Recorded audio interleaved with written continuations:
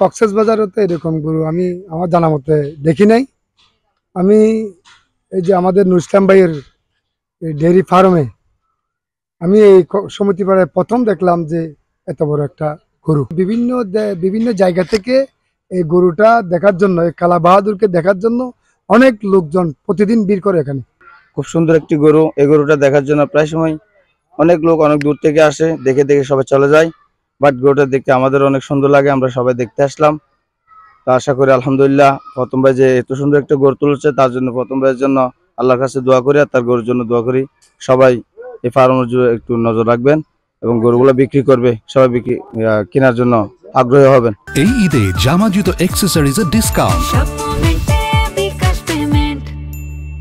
গরুটা আসলে আমি বিগত 2-3 বছর ধরে বিভিন্ন কক্সবাজার যেগুলো গরুর বাজার আছে, বাজারের মধ্যে আমি এ ধরনের গরু দেখিনি।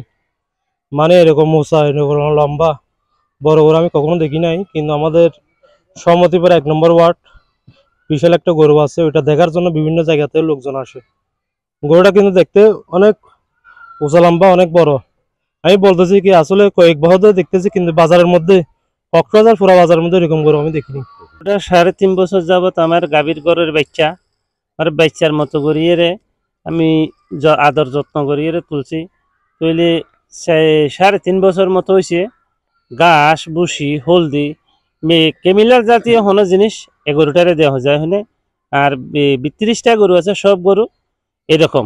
এই গরুটারে দিনে 4 বার করে গোসল দিতে হয়। এই গরুর খানা লাগে ডেইলি 18-19 কেজি। তো খেসা ঘাস 8 কেজি। তাহলে এই গরুটা 3.5 বছর যাবত আমি লালন পালন ছোট বাচ্চা আমার খামার থেকে তুলছি বলে আমার বাচ্চা যেরকম আমার ফ্যামিলির 100-200 এটা এরকম করিয়ে তুলছি। সমতিপাড়া মসজিদ গেট, মায়ের দোয়া ডেয়ারি ফার্ম। যদি যেখানে ভাই নিতে চাইলে গরুটা নিতে পারবা।